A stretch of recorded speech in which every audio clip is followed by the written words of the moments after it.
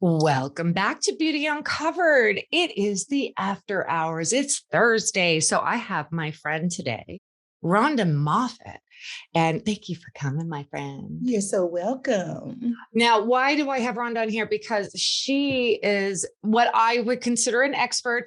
I don't know how you feel about that term, but gardener extraordinaire. It's funny because Dustin and I often talk about he sometimes looks at properties and he's like, I want to be able to have enough property to do what Rhonda does on hers, because you have an amazing garden. And I love the idea of planting our own vegetables, fruits, everything, but in an urban setting. So, I mean, how did you start doing this? Is this something you've done all your life, or is this something you've kind of cultivated over the years? Well, I actually grew up with my grandmother had a garden, and she was also a hairdresser. So yes. So we grew up with a garden, an urban setting. She had it in her backyard, and we helped with that garden. So I grew up with that. But then, when I got older, I started growing probably in my 30s. I started growing maybe a tomato plant, like one thing, and then when I got married, I had a bigger garden, and then I figured out I couldn't take care of it. I think that's like a big struggle, right? But you have a huge garden now. It was just, he had this big, huge plot, huge to me, because I had 3 kids to take care of. I had a husband to take care of. I also had a salon to run, so I couldn't take care of it. So I let it go.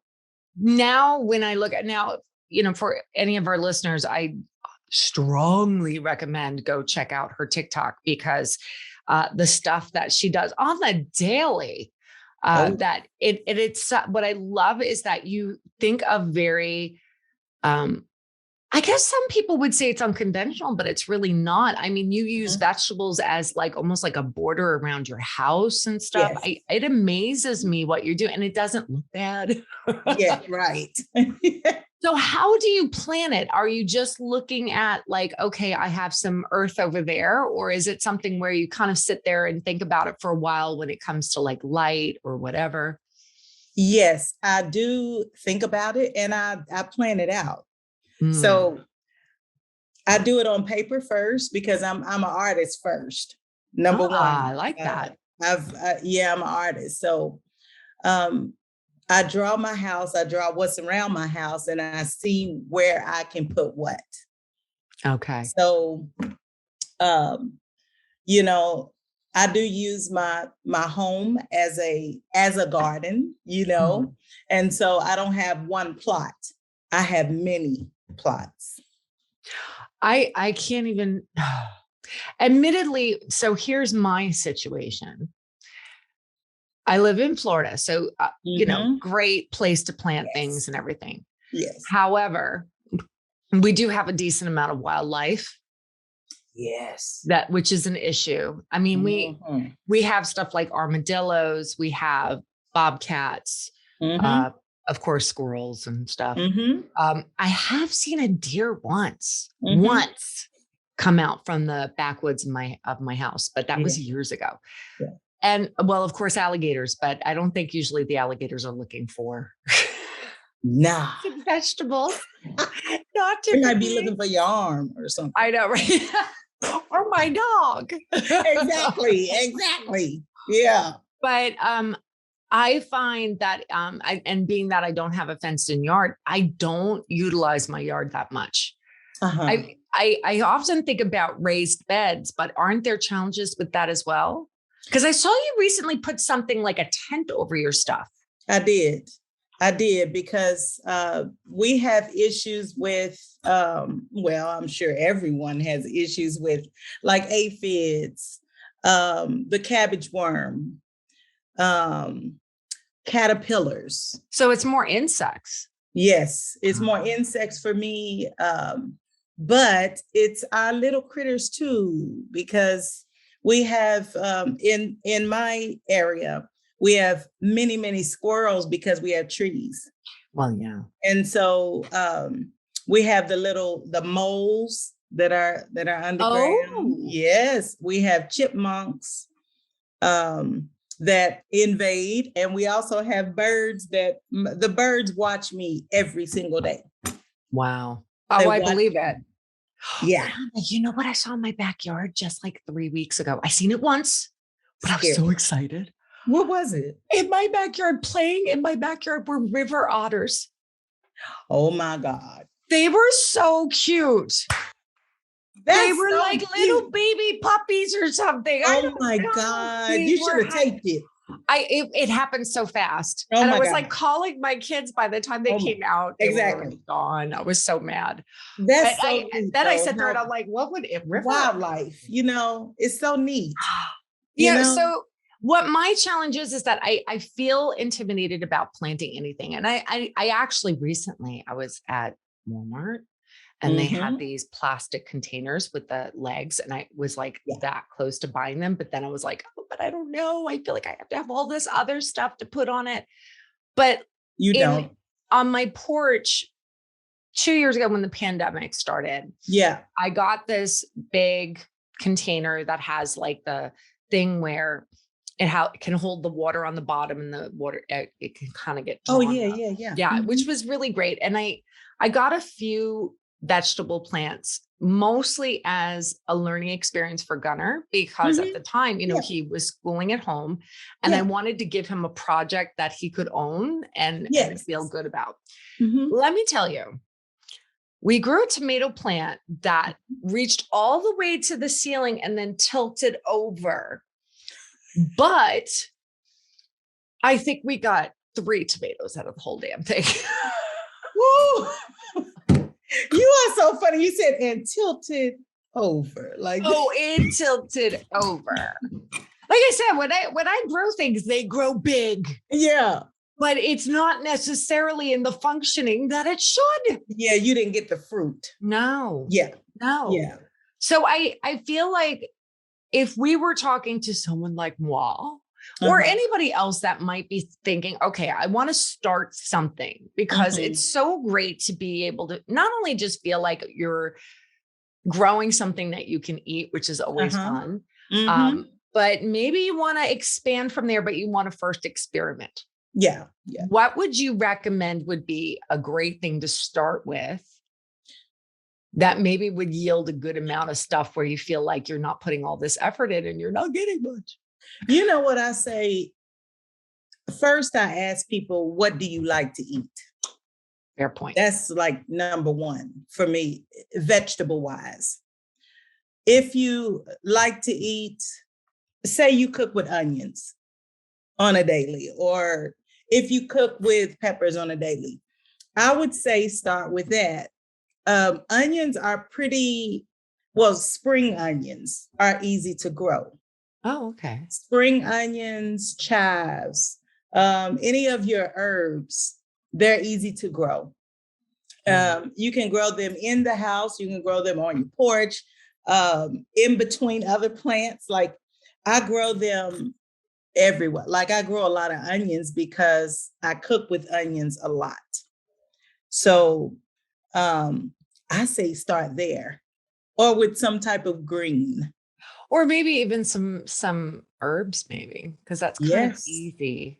At least I find them easy. Parsley is really amazing. Parsley lasted throughout my entire winter. I mean, you're always picking out the parsley. It's so now, do you freeze them? I know you have something that you can dry vegetables and everything like that. Which again, on your videos, you were so great about showing how you do it, you know, and all that. Do you ever freeze them? Yes, I freeze a lot. What would you do to freeze them? Because what I do is I take a Ziploc bag. Yes. I put one paper towel in it. Yes. I put it in there and I try to squeeze out as much air as I can and then put it away. Yes. So I do my my herbs I either dry them. Well, most time I dry them. I don't freeze them. So all my herbs, I dry them first. Do you find like it takes the flavor away though? No, No, not at all. And I was surprised myself. Now, when I freeze something, I use the vacuum bags. So I vacuum them, all the air out of them, and they last for a long time. So I invested in a couple things to help me to preserve. Because I gotta say, I've been going to the grocery store and I do like parsley in a lot of foods. Yeah. And I haven't been able to find it. Exactly. And that's the interesting thing and one of the reasons why I felt like it was such a great idea to talk to you is because I have been finding some of my regular stuff either favorite things. Exactly. Or they're very sparse or they're very expensive. Exactly. I mean, I'm not saying I want to go all, what do they go, survivalist or anything like that. Yeah, but I do think there is a certain degree. Yeah, there's a certain degree of maybe it's a good idea to have that. And also the nutritional value. Is important. Yeah, the skill is important to have. It's something that, like hairdressing, it's something that nobody can take away. It's a skill. Right. Once I agree. Learn how to do that, but parsley is a perfect vegetable or perfect herb to grow. I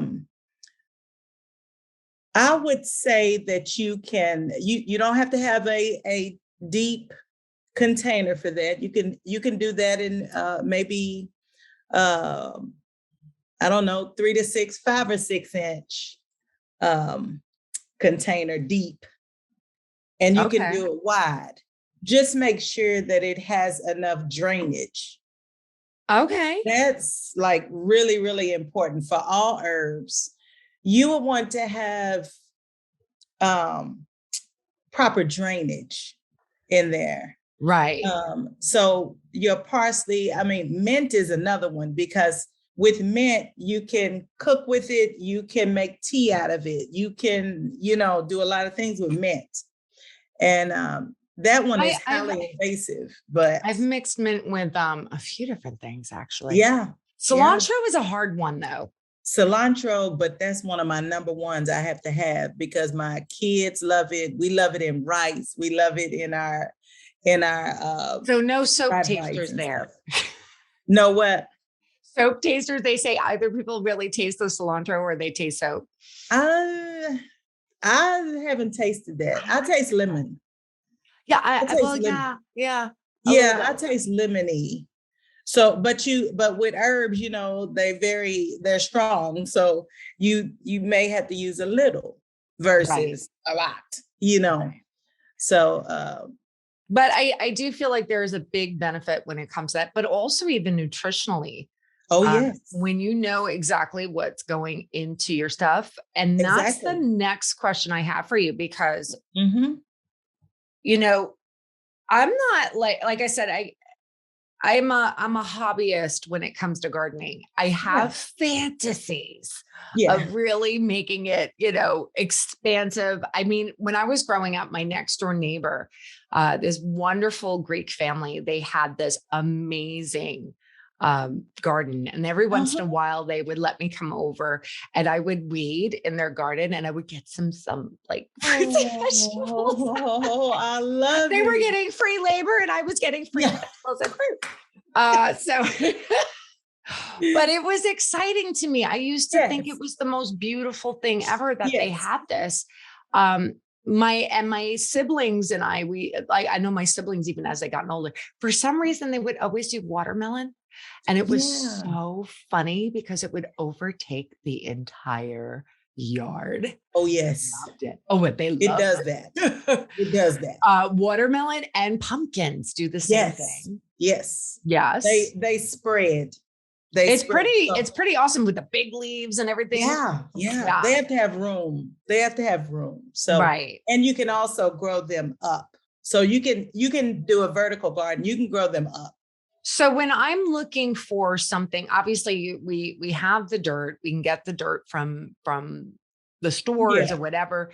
Yeah. Are you doing any kind of composting or anything like that when it comes to the nutrients? Because I'm hearing more and more that fertilizer is going to be really hard to get. Exactly. And it's definitely something, but what would you say would be a basic for people to do for fertilizing? Put your scraps. You can either do a pile, like we do a compost pile, but you can actually put it directly in the ground like I used to. Me and my husband used to do. We used to just put it directly in the ground. We used to bury it. Okay. So we buried but you got to do a lot of stuff with it too, right? No, not really. No? Don't you have to like turn it every day? You don't know. No, you don't have to do that. No, it, as I look at videos, of course, I've learned a lot from videos and things like that, reading books and then remembering what my grandmother did. I always say merging old school with new school. Right. Just remembering a lot of things. Like I had a problem with slugs. Like I had a big problem with slugs last year. And I do really every year. Wow. But what I do with the slugs is I'll buy broccoli from the grocery store or use my stalks, whatever I don't use with the broccoli. I put it in the corners of the garden, and they go for that instead of my plants. Really? Yeah. Oh yeah. Oh yeah. Yeah. There's certain things that you can do to like feed them, and that's a very kind way of doing things. Yes. Yes. That's the thing that being that, Earth Day and all that other stuff, we it's great to sit here and talk about gardening and everything like that. But again, it's hard because you want to do the right thing, but in the same breath, you just don't want those slugs. Exactly. And it's trying to find a humane way of handling things. That's really great. Well, as I grow in gardening and as I grow as a person, what can I do to help me get food and also them get food? Because the one thing that you'll find about being a gardener is that they're going to get the food. Oh, yeah. Period. I always say they the real thugs. Not somebody that's holding a gun or gonna rob you. No. That's funny. The animals, the insects, they will get fed. They will have their babies. They will feed their babies with your food, because it's really their food, Wow. So, you got to share. You got to share, like my birds, my birds, I have to cover everything because they watch me every single day. So when I water, they want to come down and get the worms. When I water, I just make sure I water areas that I don't have food too. Right. Right. So here we are in April, right? And let's say, I know for anything starting with a seedling, you would have started a while ago and everything. Yeah. So if you were going to, again, a novice gardener, someone that wants to either do something as a plot of land. Let me speak English right now. Goodness. A plot of land, or even just a one that they're having on their patio in pots. Yeah. What would be the thing that you would recommend to do, being that we're kind of getting into the season a bit? Mm-hmm. Yes, we are. And this is a busy season for us. So we buy starts and we start seeds. Okay. So I do a lot in the beginning because I know I'm going to lose some. Okay. It really, I call it my dirt therapy. it teaches you to have thick skin because you know you're going to lose some, but you'll win some too. Okay. So number one in April is to probably start preparing where you're gonna put your plants. So I would assume you'd also go, like, when it's time to get the plants, you would probably have to get ones that have already matured and exactly. Right. Exactly. So you can get those now at anywhere, box stores, Walmart, any Tractor Supply places. So you can get your starts right now. So what are the ones that you have with you today? Because I want to know what you're planting. I just got these, but I already have strawberries, but I need more strawberries because there's always more need for strawberries. Yeah, my babies love strawberries. So my grandbabies, and they just love them. So I said, I'm going to plant a bigger plot of strawberries. So these are our strawberry plants. As you can tell, they don't have strawberries on them yet. They don't. Where you're at, do you usually get them at like in June, you would say? Earlier than June. Oh, okay. Yeah, because mine that are out there now, they're already mature. But you'll start seeing them bulb out like now. Oh, okay. But you'll get like the full grown, like a bunch of strawberries starting in the summer, June, July, August. I was going to say, when I lived in New York, growing up, one of my fondest memories was my dad taking us over to go strawberry picking. I'm sure it was to give my mom a break. Yes. But we would go to these fields and we go strawberry picking. And it was always around June. It was like, it was so much fun. Down in Florida, it's a little bit earlier. Exactly. So, I mean, probably not the ideal time to start if you were in the South per se. Yeah, because I'm in zone 6. So I'm in Kentucky. Okay. So, ours is going to be a little bit later in the summer, know. So we plant after our last frost, which is, it should be around April 20th this year. So we plant after that. But all my my cool weather crops are already in the ground. So like broccoli, any type of kale greens, collard greens, they're already in the ground. So they can handle cool weather. Planted. Yeah.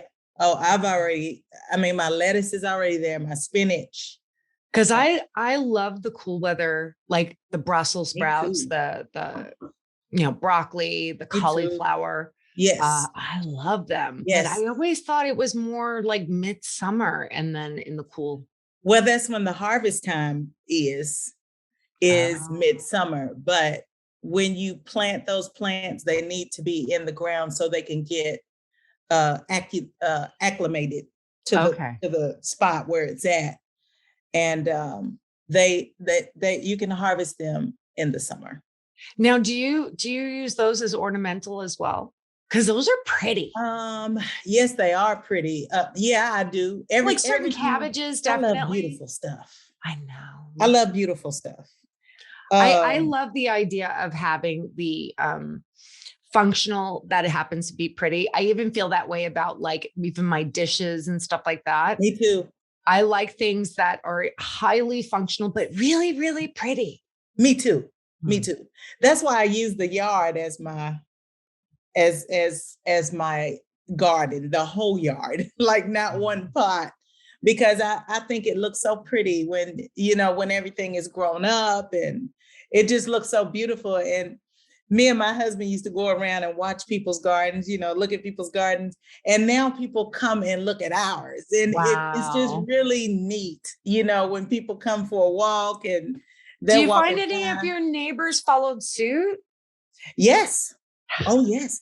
I help people start their gardens. That's so cool. And yeah. And Rhonda, why don't you live near me? I think it's just wonderful. Dustin and I are going to pull together our resources and have you come down as soon as he gets a property. And I definitely will. I know he loves the idea of gardening as well. There is something very grounding about it. Well, very it grounding. is. And also it's therapeutic. Therapeutic, and also the feeling of providing for yourself in a very basic way and having that connection with Mother Earth and all of it is so really wonderful. And I never thought I would be that kind of person. Yeah. Me either, really. But I've always been a little earthy person. I've always been very, very much grounded. I believe in having a solid foundation, and this is one of those things. I had one scene on YouTube, and this is why, going back to that planter I saw that was on legs. Yeah. I once saw on YouTube, these people had 2 of them because they're kind of long, and so you have a lot of room to plant them, and they put them kind of parallel to each other.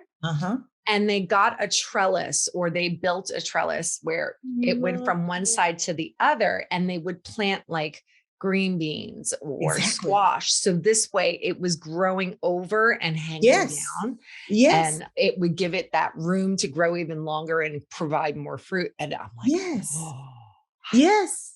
That's exactly what we're doing this year too. Really? So because I heard it really optimizes your space too. It really does when you learn how to vertical garden, when you really are creative, and using your creativity to grow food. So I like the snow peas. I like green beans, and green beans freeze well too. So I always use, I use snow peas in my fried rice. So I use snow peas a lot because we eat fried rice a lot. So I use that a lot. And we grow the green beans up, and they grow amazing. So do you ever have to buy produce? In the winter.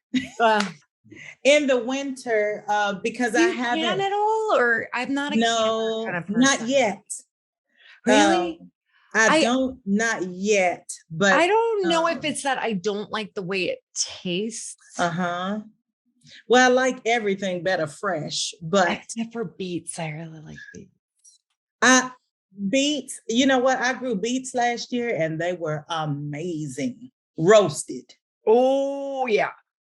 My father was such a huge fan of beets. Yeah. But yet he always got them out of a jar of a can. And one year I made him fresh beets, and I cut them all up and everything. I roasted them. My dad was in bliss. In bliss. But he was funny because when we were trying to do our little garden on our thing, and I had, my green beans, I had cucumbers, did really well with that. Some peppers, some, I was kind of surprised at how much I was able to get on that porch. Yeah. But I had this one round pot that my mom left behind. And I didn't know what to put in it. And of course, my dad was like, I got no problem. I can do this. When he was little, they had a victory garden in Brooklyn. Yes. He was born in 32, Great Depression, this is the stuff they did. So he's like, we had a victory garden, and I was in charge of the potatoes. So I'm going to make potatoes out of the potatoes that we had. I'm going to put it in there. Can I tell you that thing rotted so bad? I don't know what the heck he did. I'm like, Dad, it's been, at the time he was 80 some odd years old. I'm like, I'm pretty sure it's been 75 years since you did some potatoes. So I'll tell you what, I do love growing potatoes though. Yeah. I had bad luck, but I don't know. Maybe it was because of the drainage. Maybe it was too, it probably wasn't proper drainage. Yeah. Because it was moldy nasty. Ooh. It had that smell. You know what I'm saying? Too much moisture. Terrible.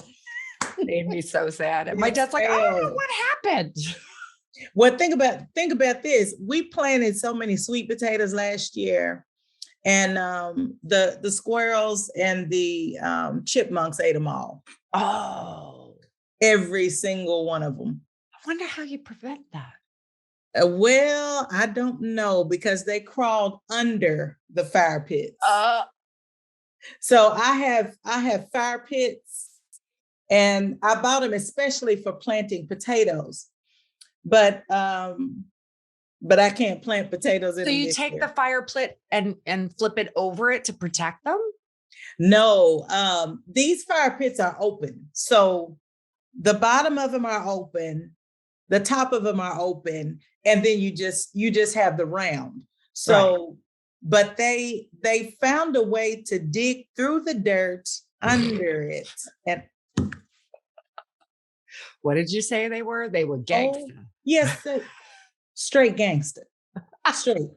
I mean, oh my God. So we have to plant all our potatoes now in containers. And that's how I grew them before, in containers, like 5-gallon buckets. So we have to go back to that. Oh my gosh, that's so funny. Yeah. That is so I don't know. Potatoes are amazing though, because you can get so many off of one potato. You know, so many. Yeah. Is it possible to do that in a pot though?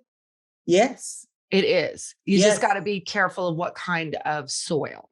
Yes. It has to be, it has to drain well. Okay. So the soil has to drain well. We use compost because that's what we're compost people.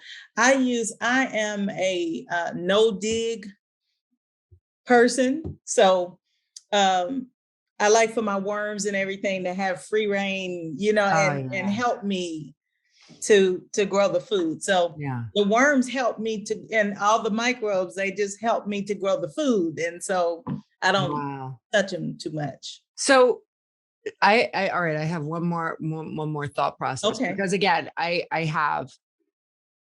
mean, I don't know if I'm ever going to be able to plant outside of my porch.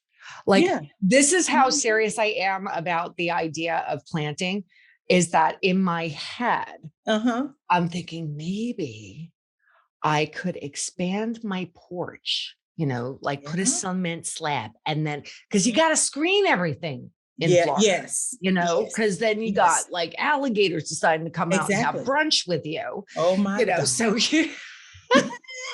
oh my gosh. So screen it all in, and then just have rows of these kinds of planters on the legs. Cause also, you know, I also want to do this until I'm old. So I want to be able to be upright. So exactly. And so I have this fantasy. I have gorgeous light back there. Yeah. So I'm actually serious. I'm saving up money to be able to do this. At least lettuce, if you love salad. I have a love-hate relationship with salad. When I eat it, I love it. But if I think about it, I'm like, ew, salad. I don't understand why. Like, if I think about it, I'm like, I don't want a salad. But when I'm actually eating it, because I take the time to put beets and put all those good things in it and make it lots of different stuff, it's really good. But it takes effort. But I tell you what, if you grow it yourself, I mean, you'll probably be picking on it every single day. Probably. Well, that was what I was going to ask. Have you ever tried those arrow garden things that they have on the indoors? I'm not sure how I feel about it. But I've seen it, but I think it's really neat. It's neat, but it seems expensive. Exactly. I mean, I guess if it's like an initial, because I've seen like the ones that you put on your countertop. Yes. You know, which is lovely. Yes. And then like, I swear, I'm a complete dork. Like during COVID, I was researching the ones that you could have in your living room that goes all the way up to your ceiling. Yeah. And it like self-waters and it has the lights and everything grows out of it. And I was like, ooh, I want that. It's like $2,000. Oh, yes. $2,000. It's very expensive. And really all you have to do, if you like beautiful things like me, I may get something made, but then I use pots, pretty pots. Yeah, but it's hard to keep them indoors. Yeah. Like on a patio, it's one thing. You get a lot more direct light. I like that. Yeah. Yeah. Indoors, I just don't want all that in my house. I don't. I mean, I'm not good with plants in the house, but I'm good with plants outside the house. Rhonda, you got to look at my TikTok. I have like a 13-foot fiddle leaf fig plant in my freaking house. It was 2 feet tall when I got it. You're good with them in the house. And I got it last November. And it's already like, I have to cut it from the ceiling. Wow. I already did cut it from the ceiling because my ceiling is like one of those kinds that are. You must have good light. Not really in that spot.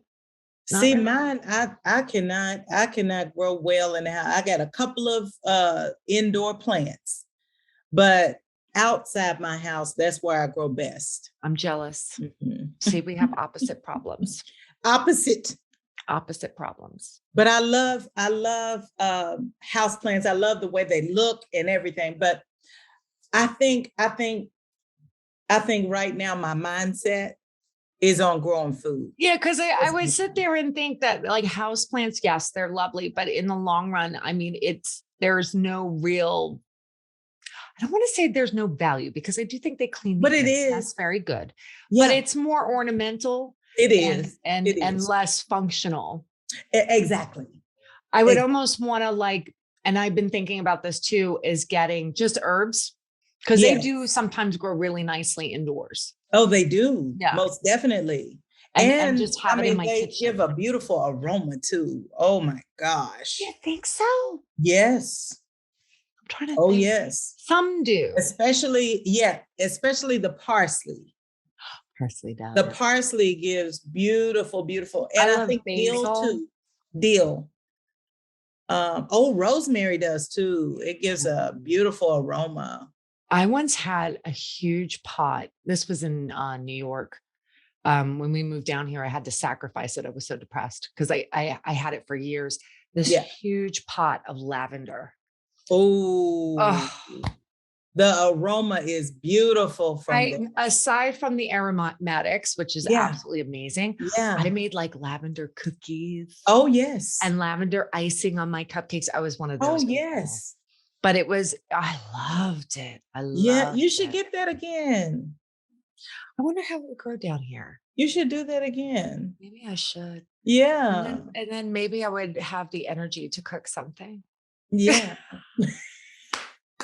And stop calling Uber Eats. Well, I tell you what, I don't think that I could be doing it to this scale if I were working full time. Yeah. I just don't. But maybe I would if I had this mindset, but I don't think so. Well, you have.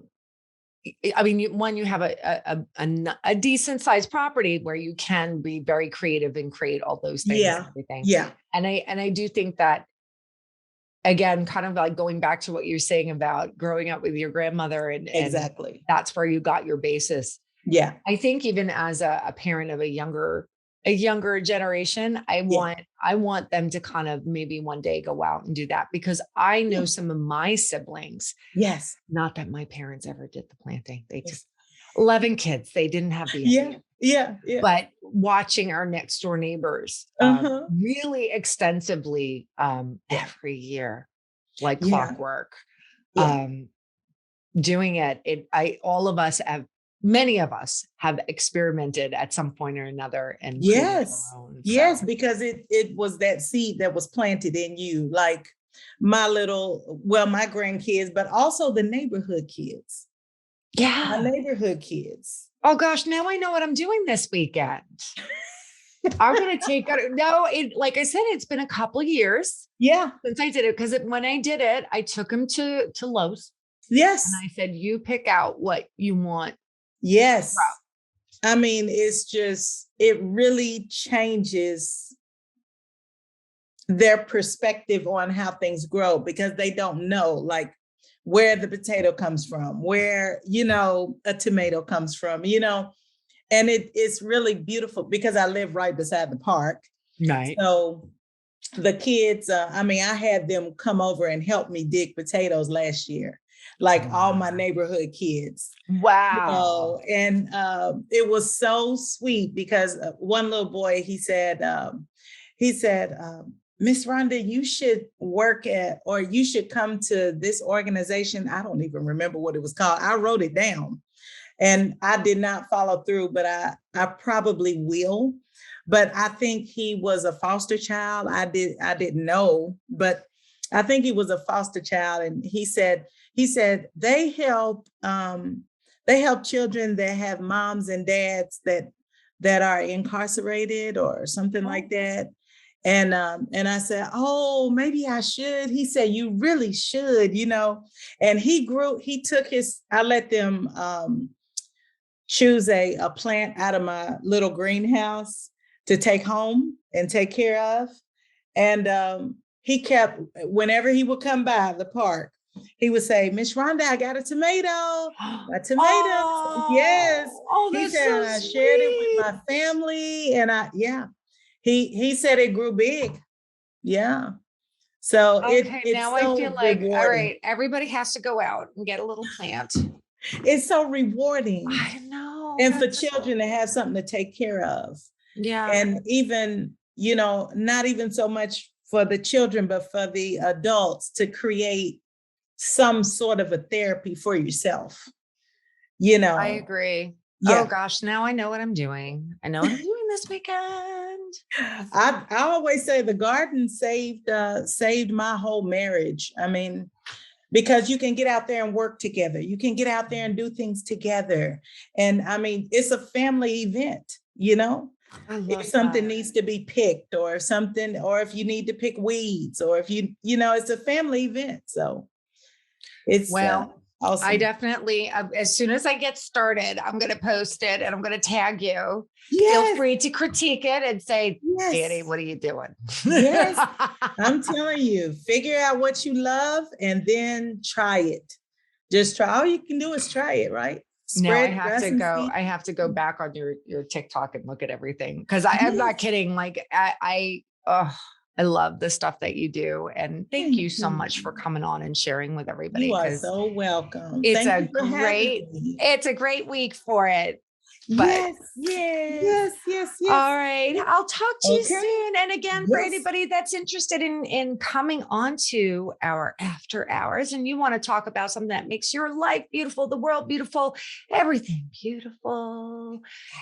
Just give us drop a line on Beauty Uncovered at Olaplex.com and tell us about what's going on. And maybe you can come on as well. Thanks, Rhonda. Thank you, Danielle. See you soon.